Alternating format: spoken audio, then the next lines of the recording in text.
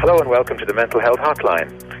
If you are obsessive compulsive, press 1 repeatedly. If you are codependent, ask someone to press 2 for you. If you have multiple personalities, press 3, 4, 5 and 6. If you are paranoid, we know what you are and what you want. Stay on the line and we'll trace your call. If you're delusional, press 7 and your call will be transferred to the mothership. If you are schizophrenic, listen carefully and a small voice will tell you which number to press. If you are depressive, it doesn't matter which number you press, no one will answer you. If you are dyslexic, press 69696969. If you have a nervous disorder, please fidget with the hash key until the beep. After the beep, please wait for the beep. If you have a short-term memory loss, please try your call again later. And if you have low self-esteem, hang up. All our operators are too busy to talk to you. 911, what is your emergency? My friend fell off his tree stand and I think he's dead. Calm down, sir. First, we need to make sure he is dead. Okay, hold on a minute.